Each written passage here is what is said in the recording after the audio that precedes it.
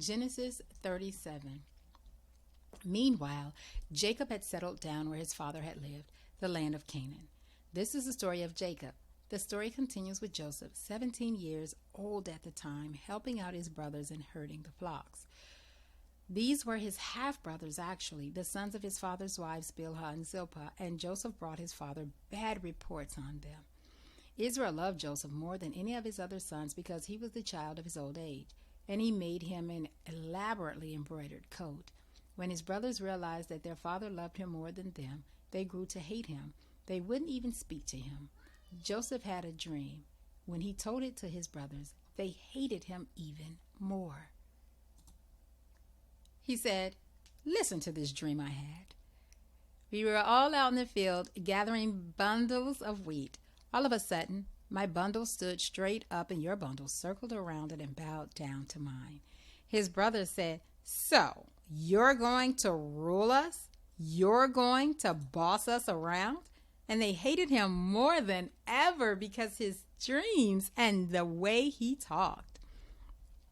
He had another dream and told this one also to his brothers. "I dreamed another dream. The sun and moon and 11 stars bowed down to me." When he told it to his father and brothers, his father reprimanded him. "What's with all this dreaming? Am I and your mother and your brothers all supposed to bow down to you?" Now his brothers were really jealous, but his father brooded over the whole business. His brothers had gone off to Shechem, where they were pasturing their father's flocks. Israel said to Joseph, "Your brothers are with flocks in Shechem. Come, I want to send you to them." Joseph said, "I'm ready."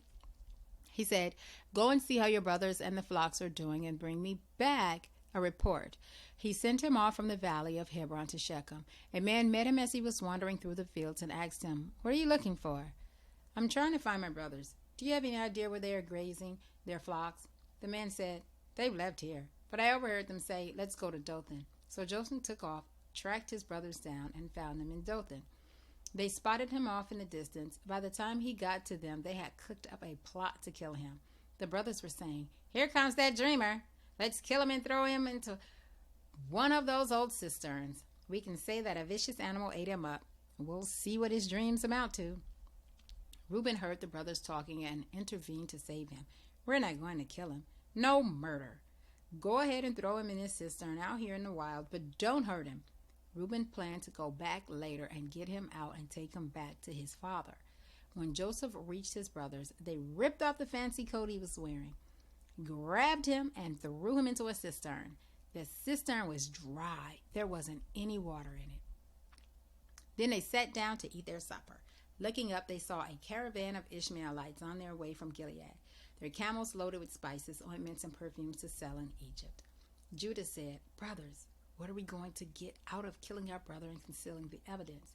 Let's sell him to the Ishmaelites, but let's not kill him. He is, after all, our brother, our own flesh and blood." His brothers agreed. By that time, the Midianite traders were passing by. His brothers pulled Joseph out of the cistern and sold him for 20 pieces of silver to the Ishmaelites, who took Joseph with them down to Egypt. Later, Reuben came back and went to the cistern. "No, Joseph!" He ripped his clothes in despair. Beside himself, he went to his brothers. "The boy's gone! What am I going to do?"